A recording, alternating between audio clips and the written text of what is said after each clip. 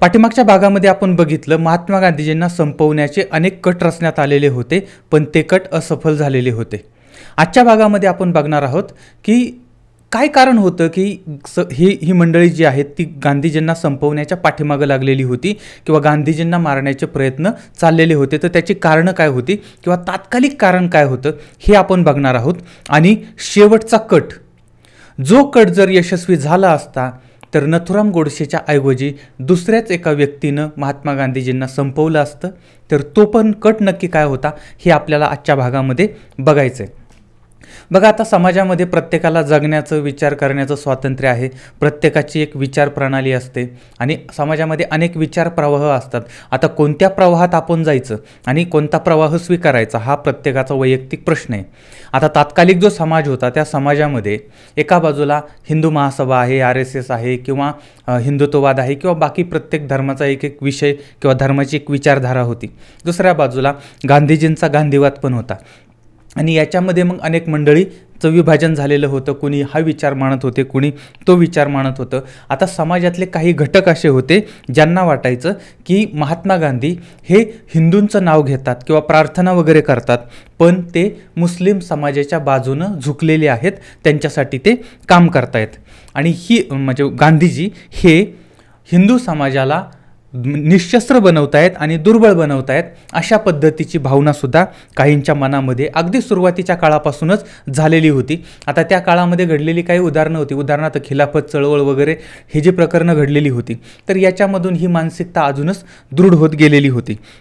आणि आता हळूहळू काय झालं की पाकिस्तान वेगळं काढा, पाकिस्तान वेगळं काढा अशा पद्धतीची मागणी व्हायला लागली आणि मग त्या मागणीसाठी आंदोलनं सुरू झाली आणि मग ते रक्तपात वगैरे, मारामारी, हाणामारी, कापाकापी या सगळ्या गोष्टी चालू झालेल्या होत्या. आणि वातावरण असं होतं की ही दोन्ही बाजूनं म्हणजे रेल्वे गाड्यांमध्ये मृतदेहाचे खचच्या खच पडलेले आणि ते इकडून तिकडं असे जात होते. म्हणजे अत्यंत विदीर्ण, विदारक अशा पद्धतीचं ते वातावरण होतं. आणि यावेळेस नेमकं भारताला स्वातंत्र्य मिळालेलं होतं, त्यामुळे ही सगळी गडी बसवण्याचं काम चाललेलं होतं. आणि त्याच वेळेस मग ही अराजकता माजलेली, दोन धर्मामध्ये प्रचंड वाद सुरू झालेला होता. आणि एवढं सगळं चाललं होतं आणि फाळणी वगैरे झालेली. आणि यामध्ये पाकिस्तानला 75 कोटी द्यायचे ठरलेले होते. म्हणजे ज्यावेळेस फाळणीचा विषय चालला होता त्यावेळेस पाकिस्तानला 75 कोटी द्यायचे होते आणि भारत सरकारने त्यांना 20 कोटी रुपये दिलेले होते आणि 55 कोटी रुपये बाकी होते. आणि हे 55 कोटी म्हणजे पाकिस्तान मागत होतं आणि भारत सरकार जे आहे ते ही गोष्ट द्यायला टाळाटाळ करत होतं. आता नेहरू असतील किंवा सरदार पटेल असतील तर ही मंडळी सगळी टाळाटाळ करत होती आणि नेहरूंचा या गोष्टीला प्रखर विरोध होता. म्हणजे काय झालं आहे की ह्या लोकांनी आपली माणसं मारली, पार अगदी गाड्या भरून भरून आपल्या माणसांचे मृतदेह येत आहेत, असे म्हणजे सगळीकडे रक्तपात चाललेला आहे. आणि असं असताना, एवढी जीवितहानी झालेली असतानाही आपण पाकिस्तानला 55 कोटी रुपये द्यायचे म्हणजे तो एक चुकीचा संदेश आपल्या लोकांना जाऊ शकतो असं सरदार पटेल आणि अनेक मंडळींना वाटत होतं. आणि त्यामुळे मग इकडं पैसे देण्याची टाळाटाळ भारत सरकारची चाललेली होती. आता दुसऱ्या बाजूला जिना हे महात्मा गांधीजींच्या पाठीमागं लागलेले होते किंवा बघणार म्हणजे तुम्ही 75 कोटी देणार म्हटले होते आणि मग तुम्ही अजून आम्हाला 20 कोटी दिलेत, 55 कोटी दिलेलंच नाही आहे. आणि अशा पद्धतीनं मग ते पाकिस्तान महात्मा गांधीजींच्या चरणी लागलेलं आहे, महात्मा गांधीजींकडे मागणी केलेली आहे. आणि यानंतर 13 जानेवारी 1948ला दुपारी 12 वाजता महात्मा गांधी हे उपोषणाला बसलेले आहेत. याच्यामध्ये त्यांच्या 2 मागण्या होत्या ज्या मागण्या समोर आलेल्या आहेत. एक, पाकिस्तानला 55 कोटी रुपये द्या आणि दुसरं, दिल्लीत होणारं मुसलमानांवरती ज्या हल्ले होत आहेत तर ते हल्ले थांबवा. या 2 मागण्या ह्या महात्मा गांधीजींच्या होत्या. ज्या अशा अनेक होत्या पण यापैकी ह्या 2 महत्त्वाच्या. तर याच्यामध्ये गांधीजींच्या बाजूनं जर विचार केला तर असं होतं की पाकिस्तानबरोबर आपण करार केलेला आहे आणि कसं होतं की ज्यावेळेस एखादा देश दुसऱ्या देशाबरोबर ती करार करतो आणि त्यावेळेस तो करार जर पाळला जात नाही तर त्याचा परिणाम आंतरराष्ट्रीय स्तरावरती होतो आणि देशाची प्रतिमा मलिन होते. त्यामुळे आपण आपला जो करार आहे तो करार पाळला पाहिजे, पाकिस्तानला उरलेले 55 कोटी दिले पाहिजेत असं गांधीजींना वाटत होतं. आणि दुसरी गोष्ट की या भारताच्या सीमेमध्ये जी कोणी लोक राहतात ती सगळे आता भारतीय आहेत आणि त्यामुळे आपण सगळ्यांनी इथं गुण्यागोविंदाने राहिलं पाहिजे, आनंदाने राहिलं पाहिजे. आणि त्यामुळे मग त्यांनी मागणी केली होती, एक, पाकिस्तानला 55 कोटी द्या आणि 2 म्हणजे दिल्लीमध्ये होणारे हल्ले थांबवा. आता एका बाजूला ही झाली गांधीजींची बाजू. दुसऱ्या बाजूला आता जे शीख समुदाय होता, हिंदू समुदाय होता किंवा हिंदू महासभा होती किंवा जे प्रखर हिंदुत्ववादी मंडळी होती किंवा काही अशी मंडळी होती की जी दुखावली गेलेली होती. आता त्यांना असं वाटत होतं की एवढी सगळी मारामारी चालली आहे, कापाकापी चाललेली आहे, रक्तपात चाललेला आहे, एवढं सगळं चाललेलं आहे आणि असं असताना गांधीजींना पाकिस्तानची काळजी वाटते आणि गांधीजी पाकिस्तानला पैसे मिळावे त्याच्यासाठी प्रयत्न करतायत असं काहींचं मत झालेलं होतं आणि त्यामुळे गांधीजींबद्दल प्रचंड राग होता, असंतोष होता. आता याच काळामध्ये म्हणजे एका बाजूला गांधीजींचा हा विचार होता, दुसऱ्या बाजूला गांधीजींच्या विरोधकांचा असा विचार होता की गांधीजी हे हिंदू समाजासाठी किंवा शीख समाजासाठी वगैरे काही नाही केले आणि त्यांनी मुस्लिम समाजासाठी केलेले, अशी यांची भावना तयार झाली होती. आणि यामध्येच त्या काळामधले काही मुस्लिम नेते होते, त्या नेत्यांनी 19 आणि 23 जानेवारी 1948ला 2 प्रस्ताव पारित केले होते आणि याच्यामध्ये त्यांनी म्हटलं होतं की महात्मा गांधीजींनी मुस्लिमांची निस्वार्थपणे सेवा केलेली आहे.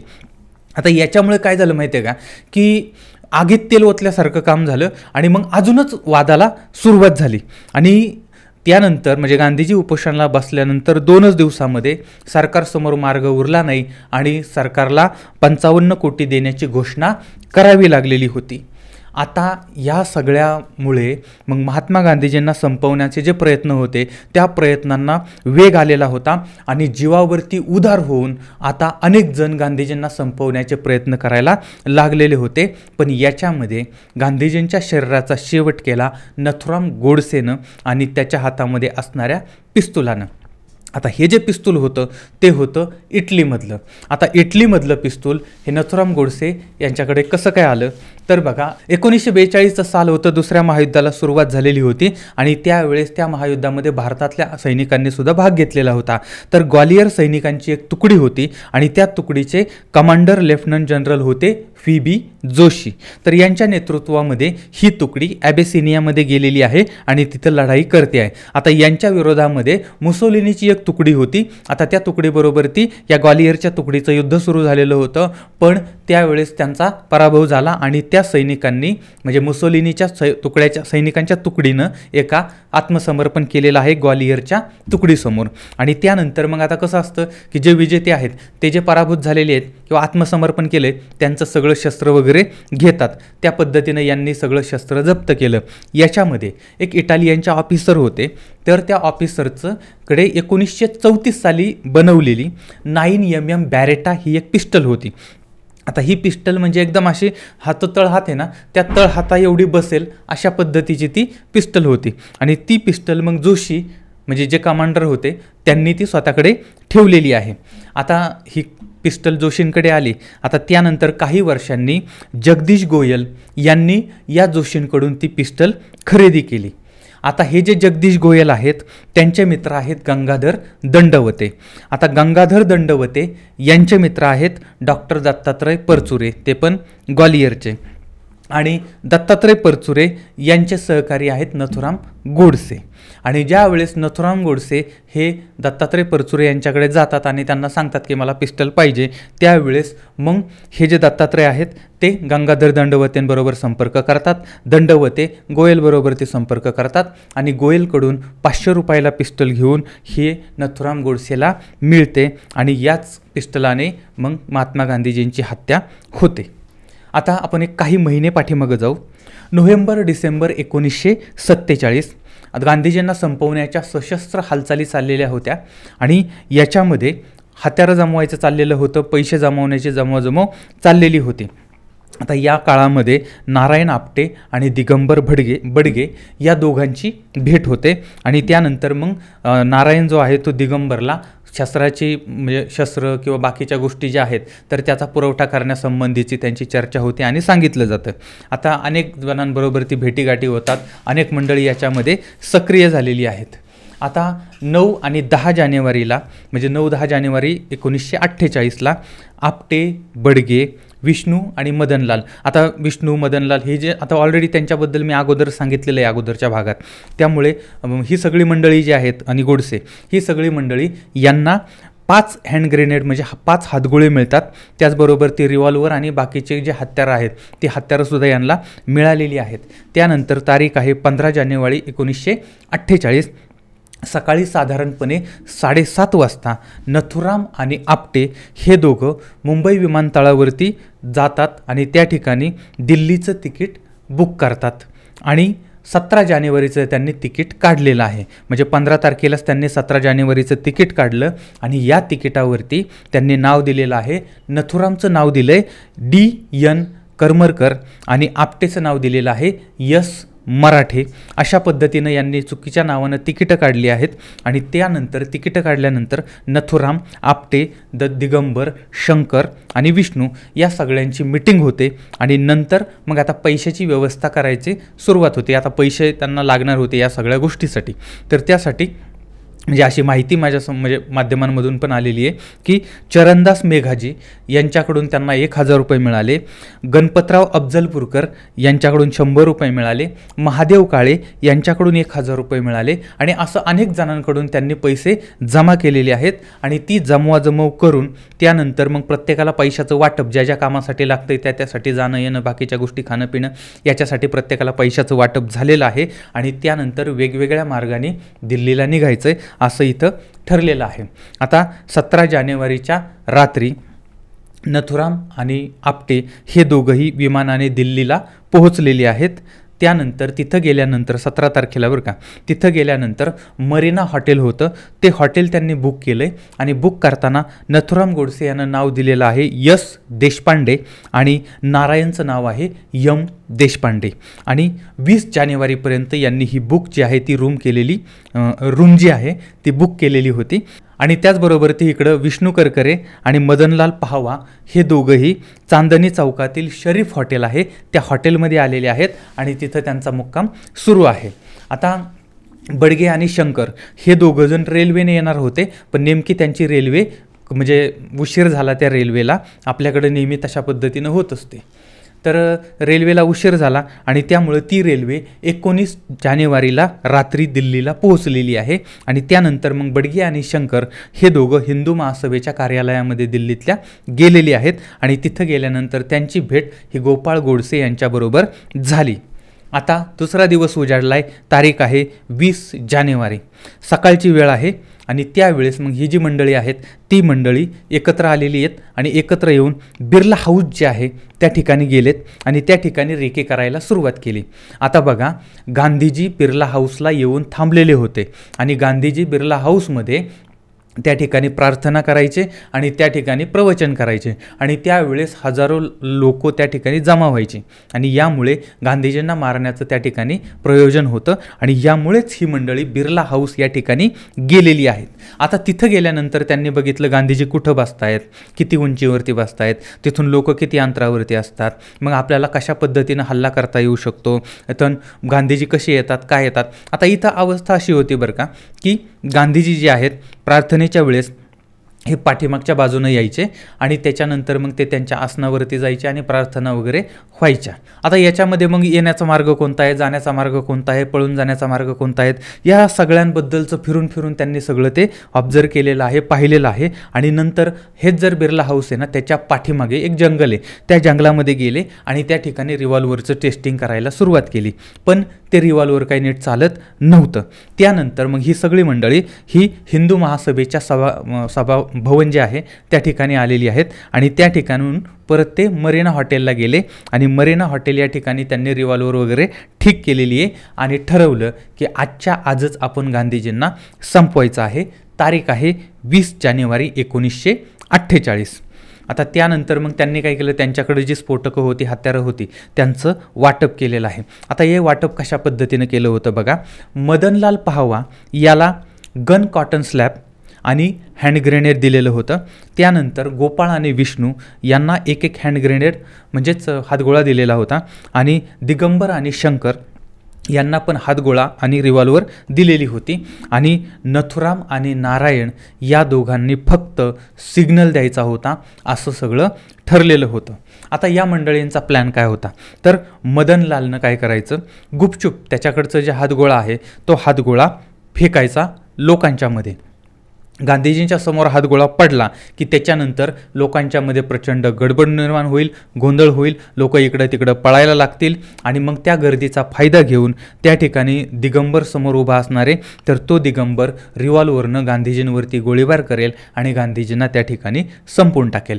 आणि जरी असं झालं नाही तरी पण यांच्याकडे हातगोळे आहेत, ते हातगोळे गांधीजींवर टाकण्यात येतील आणि त्याच्यामध्ये गांधीजींचा अंत करण्यात येईल. अशा पद्धतीचा यांचा हा सगळा प्लॅन होता. आता यावेळेस ही मंडळी निघालेली आहेत गांधीजींना मारायला. त्यावेळेस या मंडळींनी स्वतःची नावं चेंज केलेली आहेत. आता नथुरामचं नाव आहे देशपांडे, विष्णूचं नाव आहे व्यास, नारायणचं नाव आहे करमरकर, शंकरचं नाव आहे तुकाराम आणि दिगंबरचं नाव आहे बंडोपंत. आता अगोदर विष्णू आणि मदनलाल हे दोघं निघाले, त्याच्यानंतर मग बाकीचे पाठीमागून आणि सगळ्यात शेवटी नथुराम. अशा पद्धतीनं प्लॅन करून ही मंडळी सभेच्या ठिकाणी पोहोचलेली आहेत. आता या ठिकाणी शंकर जो होता त्याला अगोदर सांगून ठेवलं होतं की टॅक्सीची व्यवस्था कर. त्या पद्धतीनं शंकरनं एका टॅक्सीवाल्याला पकडून त्याला बरोबर प्लॅनिंग करून थांबवलेलं होतं. आणि त्यानंतर आता दिगंबर बडगे जो आहे तो गांधीजींच्या अगदी समोरच्या बाजूला डाव्या बाजूला येऊन उभा राहिलेला आहे. आणि गांधीजी म्हणजे प्रवचन वगैरे करत होते तर त्यांच्याबरोबर डाव्या बाजूला उभा राहिलेला आहे समोरच्या साईडला. त्यानंतर याच्याच शेजारी विष्णू उभा आहे आणि नंतर शेजारी परत शंकर आलेला आहे. असे तिघजण त्या ठिकाणी उभे आहेत. त्यानंतर मदनलाल जो आहे तो त्याला बॉम्ब फेकायचा होता ना, त्याच्यामुळे त्याला कोणी बघणार नाही अशा पद्धतीनं एका आडबाजूला गेलेला आहे आणि तो तिथं थांबलेला आहे. आता या सगळ्यांना दिसेल, म्हणजे हे तिघं इकडे उभे राहिले आहेत, त्यानंतर मदनलाल तिकडं आहे आणि या सगळ्यांना दिसेल अशा पद्धतीनं नथुराम आणि ही बाकीचे नथुराम आणि नारायण उभे आहेत तिथं आणि हे वाट बघतायत. फक्त आता नथुरामनं इशारा करायचा आणि मग इकडं बॉम्ब टाकायचा आणि हे सगळं घडवायचं आणि या फक्त नथुरामच्या सिग्नलची वाट बघत थांबलेले आहेत. तर आता आपण सभास्थळी बघूया की दुसरी बाजू. इथपर्यंत तर आपण आलो की बाबा नथुरामच्या सिग्नलची वाट बघतायत आणि आता दुसरी बाजू आहे. गांधीजी सभास्थानी आलेली आहेत, प्रार्थना चाललेली आहे, गांधीजींचं प्रवचन चालू झालं आहे. गांधीजी प्रवचन करत होते त्याच वेळेस अचानकपणे माईक बंद पडला आहे. आता माईक बंद पडला तरी गांधीजींनी काय प्रवचन थांबवलेलं नाही. या ठिकाणी सुशीला नायर नावाच्या एक गांधीवादी होत्या, तर त्या बोलायला लागलेले आहेत आणि गांधीजी जे बोलत आहेत, गांधीजींचा आवाज लहान होता, मग गांधीजी जे बोलत आहेत ते सुशीला नायर मोठ्या आवाजामध्ये लोकांपर्यंत पोहोचवत होत्या. अशा पद्धतीनं हे सगळं प्रवचन सुरू होतं आणि अचानकपणे गांधीजींच्या समोर काही अंतरावरती एक बॉम्ब पडला. म्हणजे नथुरामनं सिग्नल दिला आणि तो बॉम्ब खाली पडला. खाली पडल्यानंतर मग थोडासा गोंधळ झाला आणि लोक उठायला लागली आणि त्याच वेळेस मग गांधीजींनी त्यांना खाली बसण्याची विनंती केलेली आहे आणि गांधीजींनी आणि मनूने पण विचारलं होतं. त्यावेळेस मनू पण घाबरली होती, गांधीजींच्या पायापाशी बसलेली आणि सगळे गडबडलेले घाबरलेले, काय झालं, बॉम्बस्फोट झाला आहे, समोर काहीतरी पडलं आहे आणि स्फोट झाला आहे. त्यावेळेस गांधीजींनी बसायला त्यांना सांगितलं आणि त्यांना सांगितलं काय नाही, आपल्या सैनिकांचं म्हणजे या ठिकाणी तालीम चाललेली आहे त्यांची, त्यांचा चुकून एखादा गोळा या ठिकाणी पडलेला आहे. अशा पद्धतीनं गांधीजींनी सांगितलं आणि सगळ्यांना खाली बसायला लावलं आणि प्रवचन जसं होतं तसंच चालू झालं आणि त्यामुळे जो गोंधळ अपेक्षित होता तो गोंधळ झाला नाही. आता याच्यामध्ये ह्या मदनलालला कोणीतरी हातगोळा फेकताना बघितलं. आता बघितल्यानंतर मग तिथं धरपकड चालू झाली आणि त्या गोंधळामध्ये मग मदनलाल पकडला गेला आणि बाकीची जी मंडळी होती त्यांच्या लक्षात आलं की या ठिकाणी काही गोंधळ झालेला नाही आणि आपल्याला जे अपेक्षित वातावरण होतं तसं तयार झालेलं नाही. आणि त्यानंतर मग जी टॅक्सी उभी होती त्या टॅक्सीमध्ये बाकीची मंडळी बसली आणि त्या ठिकाणावरून ती मंडळी फरार झाली आणि हा प्लॅन जो होता हा प्लॅन यांचा या ठिकाणी सक्सेस झाला नाही. पण जर हा प्लॅन सक्सेस झाला असता तर नथुराम गोडसेच्या ऐवजी दिगंबर बडगे हा महात्मा गांधीजींचा खुनी ठरला असता. पण आता हे सगळी मंडळी आपापल्या मुक्कामाला गेलेली आहेत आणि तिथून लगेच त्यांनी निसटायचा प्रयत्न केलेला आहे. आता दुसऱ्या दिवशी नथुराम आणि नारायण हे दोघं कानपूरला निघून गेले. त्या कानपूरमध्ये ही मंडळी एक दिवस राहिली. त्याच्यानंतर ते मुंबईला आले आणि मुंबई या ठिकाणी आर्यपथिक आश्रम आहे, त्या आश्रमामध्ये ते 2 दिवस होते. आता विष्णू करकरे 26 जानेवारीला कल्याणला पोहोचलेला आहे. शंकर मुंबईला गेलेला आहे आणि मुंबईवरून पुण्यात आला आहे आणि परत तो मुंबईला आलेला आहे आणि इकडं गोपाळ गोडसेसुद्धा पुण्यामध्ये पोहोचलेले आहेत आणि त्याच्यानंतर ते मुंबईला गेलेत. अशा म्हणजे एक लक्षात घ्या की एकदा ही घटना घडल्यानंतर मग ते परत इकडं तिकडं पांगले, परत एकत्र आले, परत म्हणजे हे सगळं यांचं प्लॅनिंग होतं त्या पद्धतीनं चाललेलं. आणि त्याच्यानंतर एल्फिन्स्टन NX हे जे हॉटेल आहे त्या हॉटेलमध्ये नथुराम, नारायण आणि गोपाळ यांची भेट झालेली आहे. आता याच काळामध्ये नथुरामनं छोटंसं पिस्तूल त्याला मिळवायचं होतं, पण ते पिस्तूल काही मिळत नव्हतं. प्रयत्न केले आणि मग लक्षात आलं की ग्वालियरचे दत्तात्रय परचुरे जे आहेत त्यांच्याकडून आपल्याला पिस्तूल मिळू शकतं. आता नारायण आणि नथुराम हे दोघं 27 जानेवारीला दिल्लीकडे निघालेले आहेत. ते दिल्लीला निघाले त्यावेळेस पण त्यांनी त्यांची नावं जी आहेत ती चुकीची दिलेली आहेत. नथुरामनं नाव दिलेलं आहे D नारायण आणि नारायणचं नाव आहे V विनायकराव. अशा पद्धतीनं तिकीट बुक केलं आणि ही मंडळी दिल्लीला आलेली आहेत. बघा म्हणजे 20 जानेवारीला यांनी हे सगळं करण्याचा प्रयत्न केला, तो सक्सेस झाला नाही. त्याच्यानंतरही ही मंडळी काही शांत बसली नाहीत. ही मंडळी पुन्हा आता दिल्लीला निघालेली आहेत आणि 27 जानेवारीला ही परत दिल्लीमध्ये पोहोचली आणि तिथून लगेच ग्वालियरला पिस्तूल आणायला गेलेली आहेत. 500 रुपयामध्ये पिस्तूल घेतलेलं आहे आणि त्यांना पिस्तूल मिळाले बॅरेटा हे पिस्तूल आणि त्याच्याबरोबर ती 20 कारतुसं मिळालेली आहेत, गोळ्या मिळालेल्या आहेत. आणि त्यानंतर मिळाल्या दादर अमृतसर ही जी एक्सप्रेस आहे त्या एक्सप्रेसनं हे दिल्लीला पोहोचलेले आहेत. आता दिल्लीला आले 29 जानेवारीला. बघा म्हणजे मुंबईवरून 27 जानेवारीला ते दिल्लीला पोहोचले आणि त्यानंतर लगेच ते ग्वालियरला गेलेत आणि तिथून पिस्तूल वगैरे घेतलं आहे आणि 29 जानेवारीला ते रेल्वेनं दिल्लीला पोहोचलेत आणि रेल्वे स्टेशनवरच त्यांनी अतिथीगृहामध्ये रूम नंबर 6 घेतलेला आहे आणि त्या ठिकाणी त्यांचा मुक्काम आहे. आता याच ठिकाणी करकरेसुद्धा भेटायला आलेला होता. आता हे सगळे पहिली घटना घडली त्यावेळेस पळाले आणि नंतर ते परत एकमेकांना भेटले आणि नंतर आता पुन्हा गांधीजींना मारण्याचा यांचा प्लॅन सुरू झालेला आहे. एका बाजूला हे सगळं झालं, पण जो मदनलाल पाहवा पकडला होता त्या मदनलालचं काय झालं होतं बघा. तर मदनलालला अटक केली, नंतर त्याला बिर्ला भवनमध्ये नेण्यात आलं, त्याच्याकडून चौकशी करण्यात आली. नंतर संसद मार्ग पोलीस स्टेशन जे आहे त्या ठिकाणी त्याला नेण्यात आलं, त्याच्याकडून जबाब घेतले गेले आणि या जबाबामध्ये त्याने करकरेंचं नाव घेतलेलं आहे. त्याचबरोबर ती इतर कोण कोण मंडळी होती, कुठं कुठं मुक्कामाला होती, काय काय होती, या सगळ्यांबद्दलची माहिती आता पोलिसांना मिळालेली आहे. आणि पोलिसांनी मरीना हॉटेल असेल किंवा हिंदू महासभेचं भवन असेल, बाकीचे जे काही ज्या ठिकाणी थांबलेत ते असेल, त्या सगळ्यांवरती छापे घातलेले आहेत. पण त्या छाप्यामध्ये ही मंडळी अगोदरच गायब झाली होती, पण तिथं काही कागदपत्र, काही प्लॅन पोलिसांना मिळालेले होते. आता बघा म्हणजे 21 जानेवारीला पाहवाला म्हणजे पोलिसांनी म्हणजे न्यायालयाच्या समोर उभं केलं आणि त्याला 15 दिवसाची पोलीस कोठडी मिळाली बरं का. म्हणजे पाहवाला पोलीस कोठडी 15 दिवसाची मिळाली आणि 29 जानेवारीपर्यंत त्याची चौकशी चाललेली होती. आणि सगळे म्हणजे पोलिसांच्या समोर ह्या गोष्टी होत्या की बाबा आज गांधीजींना मारण्याचे प्लॅन कसे केले जात आहेत, काय केले जात आहेत, सगळं माहीत होतं. मारेकरी सगळे फरार झालेले होते, त्यांचा शोध चाललेला होता, सगळं काही पोलिसांना माहीत होतं. हा अहवाल त्यांनी गृहमंत्रालयाला दिलेला आहे. गृहमंत्री होते सरदार पटेल. मग सरदार पटेलांनी लगेच गांधीजींची सुरक्षा वाढवलेली आहे आणि त्या ठिकाणी कमांडो तैनात करण्यात आलेले आहेत. पण या गोष्टीलाही गांधीजींनी विरोध केलेला आहे. बघा आत्तापर्यंत आपण आलेलो आहोत 29 जानेवारीपर्यंत. म्हणजे आत्तापर्यंत गांधीजींना मारण्याचे जेवढे कट होते तेवढे सगळे कट फेल गेलेले होते आणि आता 29 तारखेपर्यंत आपण जानेवारीपर्यंत पोहोचलो आहे. आता पुढच्या भागामध्ये आपण 30 जानेवारीला काय काय घडलं होतं ते आपण बघणार आहोत. तर आत्तापर्यंत मी तुम्हाला जे सांगितलं त्याबद्दल तुमचं काय मत आहे तेही मला जरूर कळवा आणि उद्याचा शेवटचा भाग बघायला विसरू नका. पुन्हा भेटूया उद्या मला वाटतं आजच रात्री 8:30 वाजता. तोपर्यंत धन्यवाद. जय हिंद, जय महाराष्ट्र.